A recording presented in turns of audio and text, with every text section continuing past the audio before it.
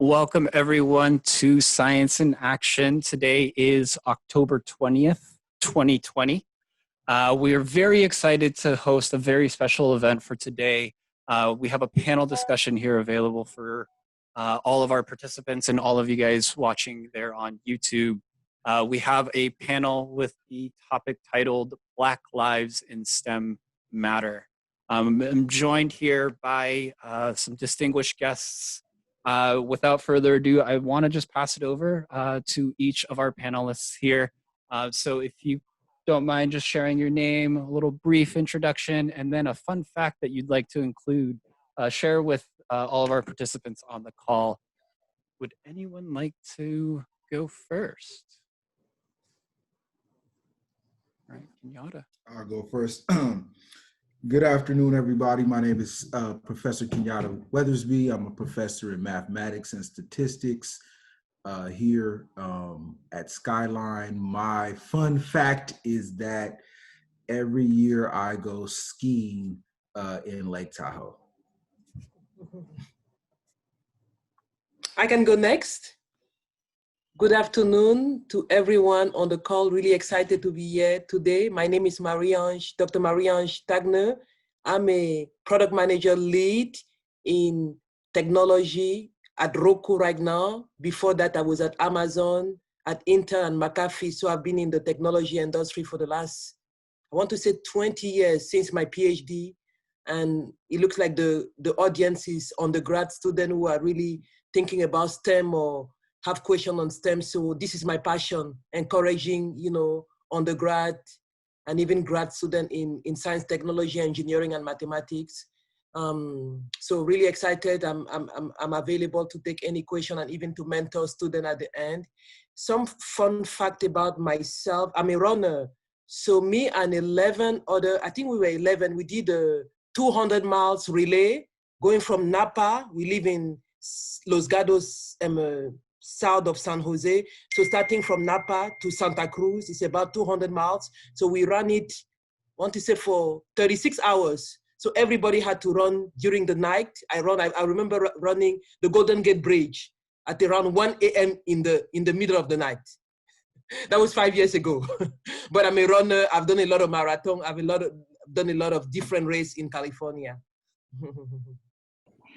Hi, I'm Liz Turner Grace, and I am from San Diego, and all of my career has been in San Diego. I've worked for Motorola for quite some time, and mostly in the mobile communications industry. Fun fact, well, I just enjoy spending time with my family, my kids. They're getting pretty big now, but that's pretty much all about me. Thanks for having me, and I'm looking forward to the discussion.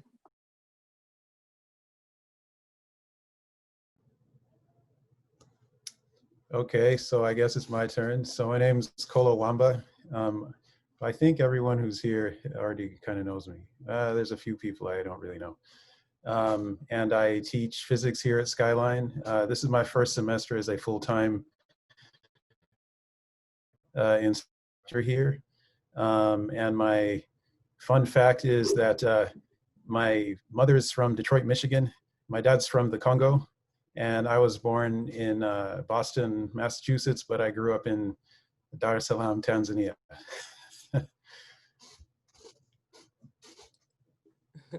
Beautiful. Thank you for the introductions. And I would like to kind of get right into it. The first question I want to pose is, when and how did you want this job or field that you are all involved in? Okay. Well, so I graduated with my degree in math, so I went straight to corporate, like America, and I thought that, being on the 20th floor and being downtown Oakland in San Francisco, I thought that was like an accomplishment. And so I ended up, some things didn't pan out for me, and I ended up becoming a substitute teacher. And they had this thing called the high school exit exam, right, in California. That was like a few years ago. And so the first kind of full-time job I had was they put me in this class with all of the outcasts, all of the hard-headed kids that could not pass the high school exit exam. And so, you know, I just went in there and like, people was telling me like, oh, they're not going to listen to you and all this other stuff. And somehow or another, we got everybody to pass the high school exit exam. And so being able to see people graduate, that was something that was like, you couldn't pay me for that. Like that was something that I wanted to just experience every year. And so that's why I became a teacher, because I really just wanted to go to graduations I wanted to see people accomplish things and be at that graduation to kind of give that nod or that wink to like, I was with you, I helped you, you know, you made it. I can go next. Thank you. So as I mentioned in my introduction, I'm a lead product manager at Roku currently. What does a product manager do for those who are not familiar with the role? So basically you are like the CEO of your product. Think about any product that you like an iPhone. Many of us, we have iPhone, we have, right? What is the experience do you want the user to have when they get that iPhone? So you basically drive the definition of the product, the implementation, the execution, and eventually how do we launch, how do we see the product into the market so that a consumer like you and me can go to Apple Store and buy the iPhone. So you basically manage the product from when the inception, we call it inception, the design, to the end. So this is something that I've been doing for the last 15 years. Prior to that, I have a PhD in electrical engineering from Berkeley. So I was a research scientist after my PhD for a couple of years, 3-4 years, working in the lab, designing the technology in the lab. And something that I realized after the time in the lab, I mean, very challenging, very technically enlightening, but I realized that I'm somebody who like to see the big picture. I want to be able to see folks actually using the product that I'm making in the lab. As a research scientist, you get to work on a piece of puzzle that maybe you are the only person in the world who understands, right? You're an expert. I was an expert on something else that if I talked to my mom, she couldn't relate to what I was talking about. So at Intel, when I started my journey into product management, I had this opportunity to be part of a rotation. It was actually a very prestigious program. It's a rotation leadership program where you get to interact and pick different role within the company based on definitely your interests as well as opportunity in that particular group. So I did different rotation in strategic planning, investment, and one of the role was in product management, the netbook prior to tablet. Those who are a little older, you remember netbook, the small PC that came before tablet, before Apple launched the first tablet, right? It was the small PC. If you travel within the US, you had Asus, Acer, very compact device. And we stumbled actually at Intel, when I was at Intel, we stumbled into that product. It was basically how do we reach emerging market, the next billion of users who don't have $1,000 to buy a full PC. How do we make technology, PC and computing technology affordable? And that's the idea of netbook. So I was one of the few PM very young in my career that started that journey. And it was really, really interesting for me. I mean, being a technology, or as a technology, right, you have problem solving, thinking ability, but now being able to see, okay, who are the people who need this product? How do we get to emerging market? What are some of the problems we need to solve? What capability, what feature do we need to make sure are enabled in that particular product? So it still involves a lot of science, a lot of engineering, a lot of problem solving that my technical background has afforded me to have. But now you get to take it to the next level, right? It's not just the technology in the lab, is actually seeing the whole pipeline. Who are the competitor? What is the environment? We call it ecosystem. And how do I demonstrate that actually people want this product and that they love this product? So when netbook was so successful, I don't know if some of you guys remember, it was one of the, I mean, Intel did so well. I mean, the stock market increased. It was 2006 to 2007 with the netbook category. That really drove my passion. I would like to see how product as a technology, what I drive, right, makes a difference into the market. So it's basically having an impact on consumer, product that have a global appeal is also something. I just launched something in UK from the US, right? And something that change the needle, right? Seeing consumer being able to be, using the technology smarter, making it easier, making it more interesting, making people, just being more efficient, right? These are stuff that I think about every day. So I think for me, it was a journey, right? Coming from a pure technical background to now being able, yes, my technical background is kicking, but now being able to see the big picture. How do we actually deliver those products to a global consumer base, and how do we make sure that they are satisfied? So it was a whole journey to getting to the point where I am right now in my career. I was going to say, I'll chime in on too what Marie-Ange is saying, because that's definitely what drove me as well.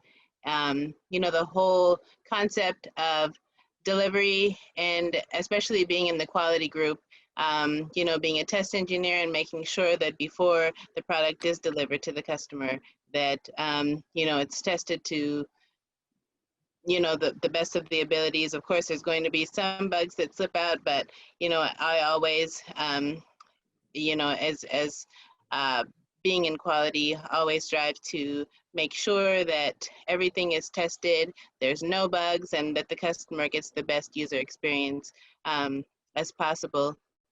And I think that, what's interesting and what's, important in engineering is that it stems across so many different industries. You can go from biotech to mobile to just any type of product that's going to be delivered to the customers can be, designed, engineered, and tested with the same processes and concepts, so that the end user, whoever it may be, has the the best experience as possible. Yeah. So actually, in my case, I think my interest in science came, it became apparent when I was a very small kid. I was the sort of kid who was like always collecting insects and, taking things apart at home. And,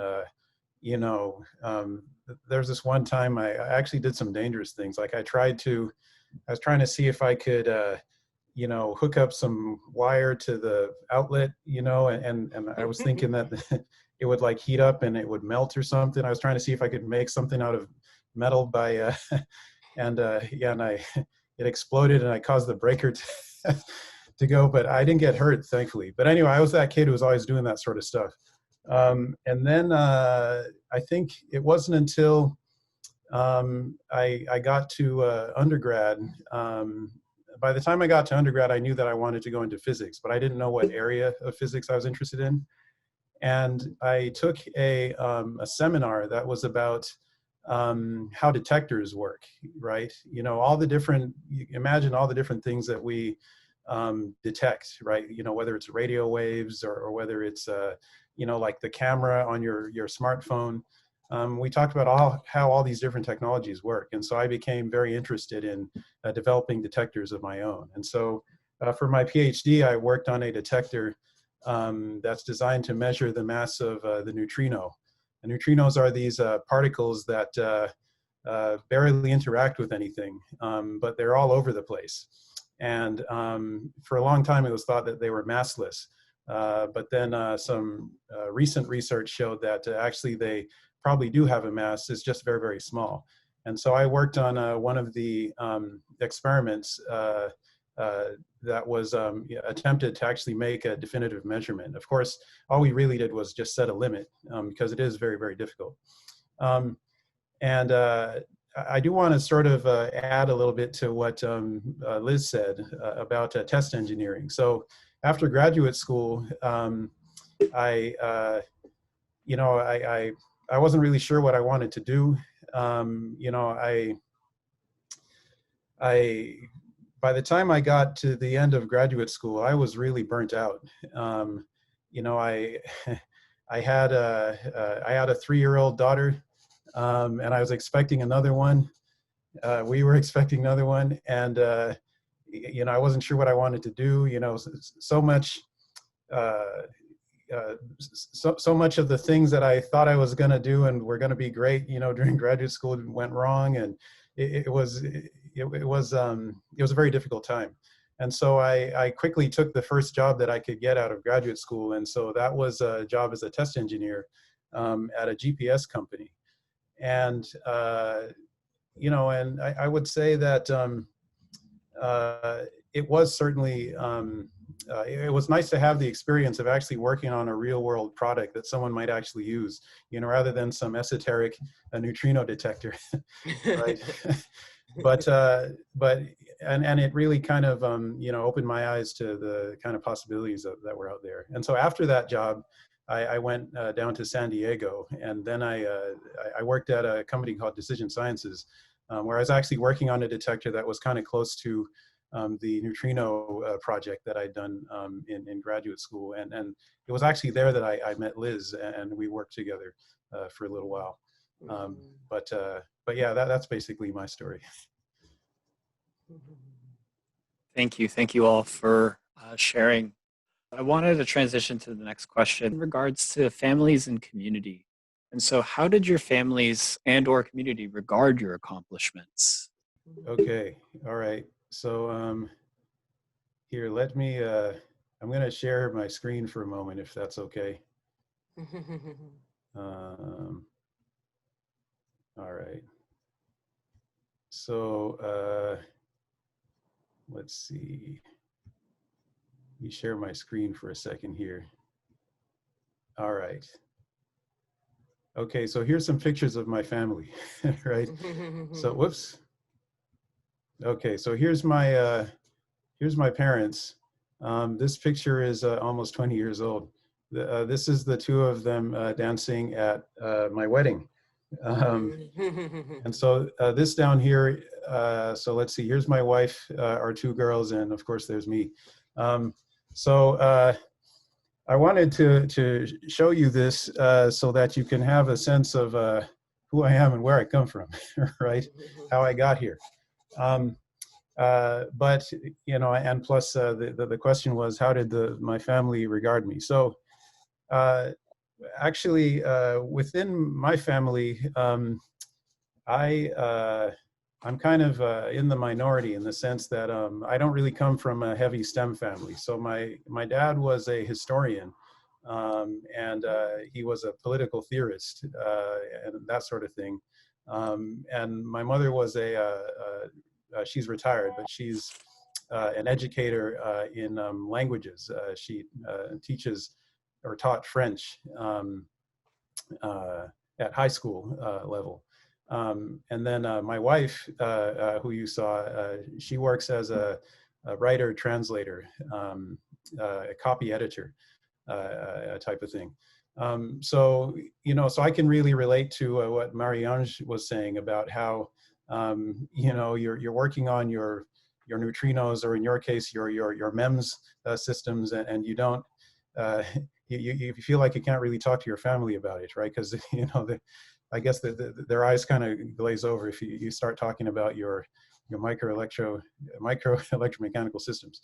But even though I would struggle sometimes to explain to my family what exactly I was doing, they were all generally very supportive and, you know, very full of encouragement. And I think that was a big deciding factor that allowed me to actually complete my PhD and graduate and go on to a successful career. Kind of like the same as Kolo. My community have been really supportive, especially when I was a high school teacher. I would go to the grocery store because I'm from San Francisco and I'm from Bayview, Hunters Point area. So like when I would go to the grocery store, people would say, "Oh, that brother, you a teacher? Man, you better keep teaching. Let me get the teacher's groceries. Well, I'm gonna get you some cereal. I'm gonna get you some chips, man." You know, it was just like wherever I would go, they would tell me, like, "Brother, you gotta teach. You can't stop, man. You can't give up on these kids. You gotta keep going, Kenyatta." So that would really encourage me when I would have a bad day. And then if I was really having a bad day, I would go to this corner store where I grew up, and it's like a liquor store, and it'd be like alcoholic people around. But the store guy would always be like, "Look, everybody, this is Kenyatta. He from this community. This boy been born and raised, and now he teaching, and he's this and he's that." And so, and you know, it's like alcoholic people around it, but they're like so happy that I'm from the community and I'm giving back. So I've had nothing but just great responses. So I kind of missed that because I moved out and we moved to a different area across the bay. So I kind of missed that. And I wish my kids would have that type of community because it's not that close knit. But to answer the question, my community and my family has given nothing but 100% love and encouragement. Okay, I also wanted to quickly share. I think Kolo, you had me think. Do I have a picture of the family to be able to quickly share with you guys? So let me share this one also. Maybe that will help. Share screen if you can. Again, I can get this to work. Can you guys see this? This is a presentation I gave, I believe, a month ago in a conference, Passion Talk. So the topic was totally different, but this was one of the introduction slides that I had a little bit about myself, some of the stuff that I'm passionate about. And the first column shows my family. Grew up in Cameroon, Central Africa, not far from Congo, where the father of Kolo is from. Came to the US when I was 18, yes, for college, right? Yeah, so I spent all my elementary school, high school in Cameroon. From my name, maybe my accent also, you can tell my first language is French. Marie-Ange is French. So this is me as a baby, and grew up with a single mom. So my mom divorced, my parent divorced, I believe, when I was 2. So I never knew my dad really, like, growing up. I know him, he's alive. We used to go summer vacation to visit, but we didn't grow up with a dad at home. So my mom was basically a single parent taking care of 2 girls. So this is my older sister, who was the youngest. My mom in Cameroon was a physician, a medical doctor, and something that I will never forget, every time I speak about my journey to STEM, it came from my mom. I remember very young, maybe when I was 5, 6, that she told me that you can be whatever you want to be. Never allow somebody to tell you cannot do this. I've never forgot that, kids are young, and I have young kids today, and I tell them the same thing because I know what impact what she told me had in my life, that I can do whatever I want to do. The sky's the limit. And she really modeled it. She was traveling a lot for conference. She was doing a lot of, different work, even outside of work. And she involved us as a single mom, right? When there was a conference, she would bring me to expose me to what it means to be like a scientist, a physician. I know many of her friends, even today, when I had to make some tough decision about career choice, I can call one of her auntie, one of my mom friend. They went to school together or they were working together. So these were kind of the role model in my life, right? That I could look up to say that I can do science, I can do mathematics, even starting from very young in Africa, there are not many women, right? I was always the only one in all my math classes, all my science class. Coming to the US, it's the same story. That's why we had this panel, right? I went to Berkeley, the only Black in my PhD program, very few women, we were maybe 2 or 3 women when I was graduating. And it's the same story from what I heard. It hasn't changed that much. But what my mom instilled in me when I was a very young kid, right? Really, I think I can say, put me into a trajectory that I believe that I could do whatever I wanted to do. So this is my husband here and my 2 kids. I have a 5 years old, and a 3 years old. My husband is also an engineer. So he has also been a great encouragement right now in my career. Really encouraging me to just pursue my dream. What, I put my heart and my hand into. He really, really is my cheerleader. So something that I want to highlight to maybe the audience that I believe that undergrad student is find a mentor. This is something that has helped me in my journey, and I try to mentor as much as I can. It doesn't even have to be official, just somebody that you can look up to, somebody that if you have question about, the subject that you are taking right now, or what to do after you graduate, right? That you can send an email, you can, make a phone call, and say, can we talk about it? I'm totally up to that. I'm doing that every day, every other day, and that's a passion of mine because I know that in my life without mentor, I would not be where I am today. So yeah, so just wanted to say that. Sure, I would say for me, definitely my family is very supportive, has always been supportive. Community-wise, this is, you know, pretty unheard of. Even, you know, now, I'm sure all of us, you know, there's always very few people of color in our industry, and it's always welcoming to, you know, work with each other when we are, you know, in the same, working in the same company. Not much to add. You know, I just would say that, you know, I haven't had any issues as far as any conflicts with community or family in working in the industry, but it is always welcoming to see other people of color working in STEM and in engineering. The next question, off of Marie-Ange's advice of getting a mentor and getting connected, what would be your advice to future scientists that may go through the same challenges that you may have gone through? I say definitely to just, you know, mentors is definitely important, as Marie-Ange has pointed out. Mentoring others and, you know, finding mentors for yourselves is also very important. And it helps to not get distracted and not to give up, you know, with obtaining your goals, whatever those may be, whether it's grad school or continuing in a career path in STEM. But definitely just to make sure to, you know, involve your community or find a mentor, people with the same likes and the same interests to go forward and make sure that everyone stays on the right path. Yeah, and I want to add on to that. My mother used to tell us, like, my mom is from Mississippi, so she would tell me when Black folk would begin to march and you know, they would sick dogs on them and they would hit them with water hoses and beat them. They would have this saying, keep your eyes on the prize, right? Like, you might have to, you know, take that beating or but keep your eyes on the prize. Like, don't forget what you will be trying to accomplish, you know? And so I would tell you, keep your eyes on the prize.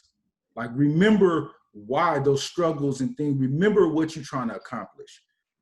Because the reason I like degrees is because they can never be repossessed. They can never be foreclosed. They can never be taken from you, right? I could file bankruptcy. You could take my house. You could take my car. You could take everything, but my degree would never be taken from me because I earned that, right? So as you're going through these things and you struggling, you got, and it's you know, it's not looking, you know, good, but keep your eyes on the prize.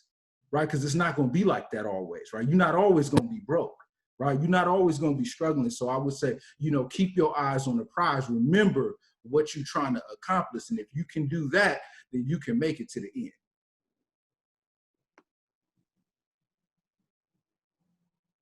As I was thinking about maybe what to add, in addition to what my fellow panelists have already mentioned, we talk about mentoring. I like what we say also, Professor Kenyatta, about keeping your eyes in the prize is very, very critical. Another thing that I've learned in my career that, and I wish I've taken those steps even earlier when I was a student, I'm bold, I'm pretty bold, but I want to continue to re-emphasize it for me and for even all of us in the panel and for students. Be bold. Don't be scared to take risk. I will give you a couple of examples. When I was at Cal Berkeley, and I believe many of the schools in the Bay Area in California, right? We are the minority. Many of the folks were actually a lot of international students. In my PhD program, we had a pod coming from China, mainland China. I learned some Chinese from them. We had a pod coming from India. We had a pod coming from, where else? Hong Kong. I start telling a little bit of difference. And when we had project, very difficult project that sometimes will take, you have to do all-nighter to be able to build a robot, do something. And it's normal, right? That people, you are affiliated with people that maybe look like you, like speak like you can communicate in the same language. They will go to this corner and do the project together, and they will speak in their tongues, in their language. And me as the minority, not having maybe a pod, right? I was kind of sometimes felt isolated. So I learned, I think it was over time, but quickly to get in the middle of the conversation. Can I work with you guys? Many times when I was working on my own, trying to make sense out of the project, right? I couldn't get it. It was hard. I needed some, and that's why the professor say, work in group, right? And it's, for us minority, sometimes you have to take that bold move that it's okay to go and say, I want to be part of the group. And many times, maybe they don't realize it, that there's another person right there that is maybe a minority and don't have the same affiliation, either through country, language, that they could invite. It's up to you to make that bold move to say that, guess what? I need some help. I need a partner, and I want to be part of the team. And we became so good friends. They are great people. We are friends even after 10, 15 years, right? Just one example that I'm talking to minority kids in STEM, that as you go up in your career, there will be things like that. You need help. You are by yourself. You're alone in the house. You don't get it. Make friends, be bold, ask for help. It doesn't matter if they are different race, different language, kind of impose yourself and say, I want to work with you. Is that okay? And most of the time, that has been my experience. People will welcome you. The second thing that I've learned in my career is speak up. Nobody will speak for you. Nobody. And I'm learning that the hard way. Even in meetings, sometimes I'm very uncomfortable. I don't want to say the wrong thing. That's usually the minority syndrome. Am I an imposter syndrome? Because I'm the only one in the room? What if I say the wrong thing? What if they think I'm stupid? What if they think I don't know what I'm talking about? I always make a point. Say one thing, and people will remember you, right? Even you can ask a question. Even you can make a comment. Oh, you say this. I agree with you, and I think we can also do something different, right? So make a point in your journey, even in school, starting from school, and as you grow up, to speak up. Don't let anybody speak for yourself. And that's how people remember you. And how do we speak up? Be intelligible about what you speak. So read, continuous learning. It's not just when you're in school. I continue to learn every day. My shelf is full of books, right? Get a book every day, something that is even outside of your area of expertise, of maybe of your interest, so that you can get yourself educated about what is happening in the world, about what is going on, and you can make some intelligible comment. So be bold, speak up, and continue learning. Read, read, read. Okay, I have one thing to add here. Okay, so yeah, thank you. That was very good advice. I just want to add one other thing to this idea of finding a mentor. I think also important, besides finding a mentor, you definitely want to find a support group, right? So like, Kenyatta and Liz talked about, having the support of your community. Marie-Ange talked about, identifying people that you can work with. When I was an undergrad, once I realized I wanted to go into physics as a career, I also felt this kind of sense of isolation, like I culturally was pretty different from the other folks in my program. I was the only person of African descent there. And for a period of time, I was even the only person of color. And plus, I had grown up overseas, so it was, I experienced several different forms of, I guess, culture shock. But once I realized I wanted to go into physics, I found out about a society called the National Society of Black Physicists. And so I joined it. And I really did find that within it, even though there weren't any other Black physicists at my campus, I'd go to their annual meetings and, stayed in touch with the community that way. And, that was another source of community support that really helped to propel me forward.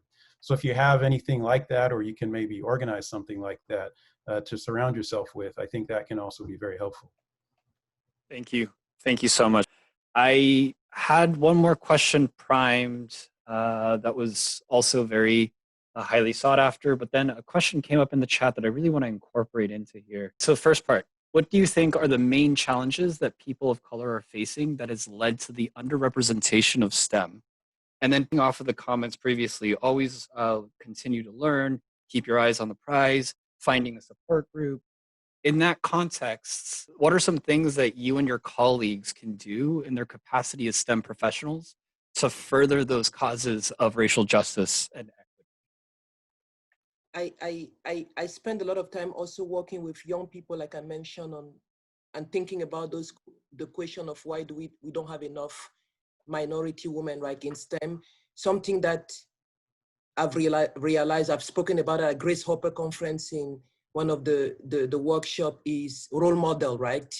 That many of us, we don't have role model in science, technology, engineering, and mathematics. I had my mom, and it made such a big impact. And when I've done a lot of mentorship and spoken into kids, young African-American, many of them, right, either their mom, like, is trying to make it, single mom, doing 2-3 jobs. They maybe also didn't grow up with a father, or their father is in prison. Story after story. They don't have, and you look at the community, they don't have somebody that they can look up. Maybe nobody ever told them that they can do science. I've seen some young girls, when I can tell, I brought them to Intel and we did some workshop in the lab, and you see their eyes, how they are so excited about being able to build something with their hands. And they tell me, nobody ever told me, encouraged me that I can do this, right? So that's why for me, it's very important when I say my mom told me very young that you can do whatever you want to do. I do the same thing with my girl. I have a 5-year-old. I tell her, even right now, Zoe, you can do anything. Don't allow somebody tomorrow to tell you you cannot do this. You can do whatever you want to do in your life. The sky is the limit. So mentorship and role model for me is big, big, big. It goes along the line with the fact that many of us, right, many of the minority that I've encountered, you see that a lot of STEM is difficult, right? If you don't have a role model, or if the people that you hang out with tell you that mathematics is hard, and it could be, you have to practice. It's not just, you have to study, you have to put you can be skills in terms of your intellect, but you still have to put some effort to be able to be even better. Anything, right? If you want to be a good pianist, right? A good guitarist, right? In sport, my kids are doing sport. You have to put time, you have to put effort. So it's that changing that whatever is in the head of minority, that mathematics is difficult, physics is difficult, I can't do it. Yes, it might be a little bit more challenging, but if you put the time, if you put the effort, you can do it. And I think exposure, it goes maybe also along the side with role model, mentorship. If you expose kids very young to the beauty of technology, not just the equation, right? If they see the numbers, that's good, but what scientists in the world, physicists, mathematicians have been able to do to be able to make the world a better place, right? In medicine. So in my field, again, what I've done, bringing kids young, when they are very young, like elementary school, to Intel. I was part of the women at Intel. I was in the board, and my focus was outreach. How do we go to school and get those young, bright African-American girl, boy, and bring them to Intel and show them, bring them to a lab, do a project together, take them through the process and see what they can build. At the end of the project, oh my goodness, they are so excited. This is what technology is all about. So it's fun. It actually makes a difference in the world, right? You can build, a circuit that can light up a whole room. You can build a robot that can, do different activity. So they get really passionate about technology. It's not just the theory, it's actually the application. I'd like to take a crack at this as well, okay, if I may. Oh, I'm sorry. Were you? did you No, have go some? ahead. Please Okay. go ahead. So, yeah, so I think um, the I think one of the main challenges, you know, and the other panelists can feel free to disagree with me, but I think that you know, the sort of, you know, discrimination and you know, the racism and so on, and you know, patriarchy, right? You know, if you're a woman of color, that we experience is, you know, these things are systemic at this point, right? So so the problem is that there's this, I think, overall perception that, well, you know, so we don't have slavery anymore, and you know, now, you know, everyone has, you know, the right to vote, and so on and so forth, right? And so so where's the problem, right? um but and I think uh you know, people, you know, it's not as obvious, the sort of challenges often to the people who are experiencing them themselves. So I'll give you an example. Like I myself, when I was in graduate school, you know, I worked on, at the beginning of my program, I actually worked on a different experiment from what I finally was working on as I graduated. And this was an experiment to work on a free electron laser, right? And so there's a free electron laser facility at the Stanford campus. And the time slots that I was allotted to go and work on this thing were at night, right? And so this meant that I would have to be walking around on the campus at night. Well, then that meant that I would get stopped by the police and questioned, you know, frequently at night, right?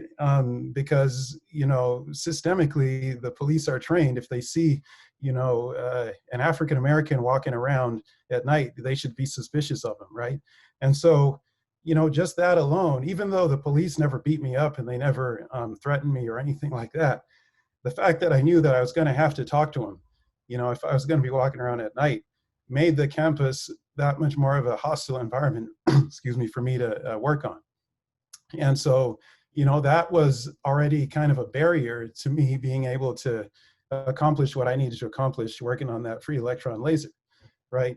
And so there's like lots of little things like that that just add up to present a rather significant barrier to folks, you know, going through and getting degrees in physics and getting, you know, jobs and careers and so on. So that's, so I would say that the real challenge is the perception that, you know, we've had a Black president and so, you know, racism is over, right?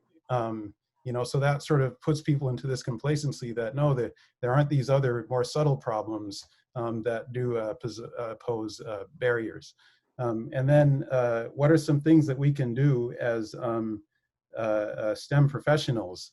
Well, I guess we don't really have time. I'm looking at the time but I guess I will say this is that technology is important and technology is useful, right? And it's great that we work on technology. But we have to make sure that the technologies that we're developing aren't just things that you know, are creative ways of making people who are already rich even richer, right? You know, and so you know, because all that does is it feed into these systems of inequity that, you know, are not good for everyone, anyone in the long run. So I would say that as STEM professionals, we need to be mindful of that and, you know, really think carefully about the sort of projects that we apply our skills to, and look and see, are these only going to further systems of inequity, or are they going to actually be a net benefit to everybody? No, I mean, I agree also. I would just say, from a person that taught in K through 12, I think, well, I can only speak for myself. The schools that we go to are so underfunded that we don't enjoy, like I had a different kind of upbringing. So like a lot of us, our parents kind of split up, you know, it's America, right? Divorce is so high and things like that. So when I grew up in Baby Hunter's Point, like we never did a dissection ever. Like we never like we didn't mix vinegar and baking soda. Like we didn't do anything like in terms of actually touching biology and things like that. But I ended up going to live with my father for a few years, and he was he had a good he had money, if you want to say. It was a very affluent community. So first week we were dissecting a fetal pig in biology and a cow's eye, and it was exciting. You know, we were playing around, but it was like it was cool. Like it was very cool, you know. So I just know that the schools that a lot of us go through, when you don't have the money, you don't physically, because STEM is something that's kind of really physical, right? Where you have to touch and play. You know, I love the physicist labs, right? Where you roll in the balls and you bouncing them, and you know, like you got to write it up and that type of stuff. But like, if you're not able to do that, right? The math that we teach is not like application math. It's not practical. You're not doing anything with it. You're just adding it together. You're just graphing a line. But what does that mean? So I just think that when a lot of us go to these schools because we don't have the money, so we're not able to develop a love for STEM, right? And I think that with that, a lot of things are changing with technology to where we can do a lot of this, the computer science. You can make an app at home. You don't have to have access to the best laptop I remember even having a laptop, like my mother bought a laptop on credit because she was like, oh, my boy gonna have a laptop when he go to school, you know, but it was like so expensive, you know, in the early 2000s to where you can just go to Craigslist and get a used, you know. So I think the barriers are breaking down and you see why people are angry. But I think we have to, what we have to do, we have to get the kids early, right? We have to get them early and talk to them. And so it's kind of like to end it all, it's like Harriet Tubman, right? Like Harriet Tubman was free. Like she had got freedom, but it wasn't good enough that I'm just free and my people was struggling. So she's risked her life. And I always think of like, I don't know if I would have went back into the South, you know, and risked my life, but she dedicated her life to going back and getting more. Right. So when I became a math teacher, that's what I dedicated my life to. Let's go back and let's get some more people to learn this math. So like, let's break these barriers down.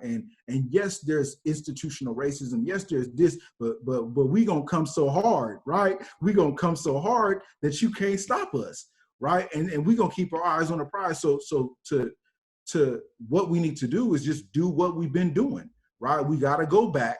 We got to get some more. And that's why, and I'll just say this and I'll be quiet.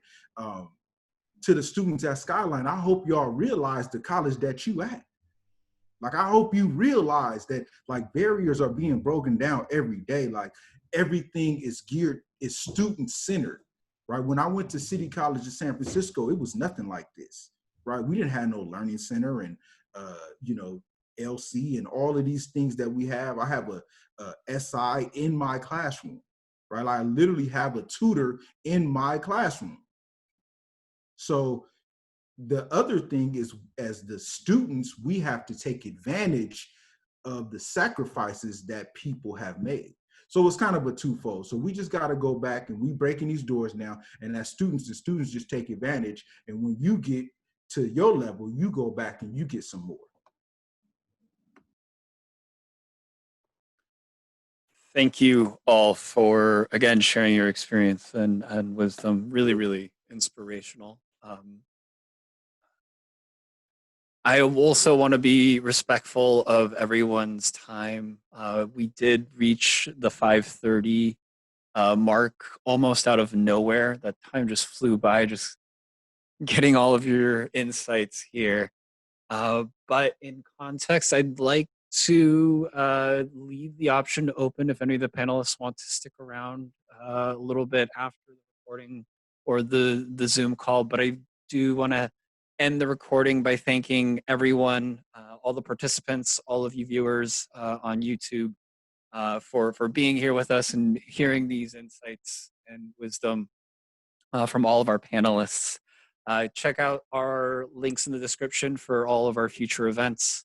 And thank you again. A big shout out to all of our panelists once more for taking the time this afternoon and really sharing their stories and their perspective. It was very, very inspirational. I really appreciate all of the four of you from the bottom of our heart. Thank you again. Thank you. Thank you, guys.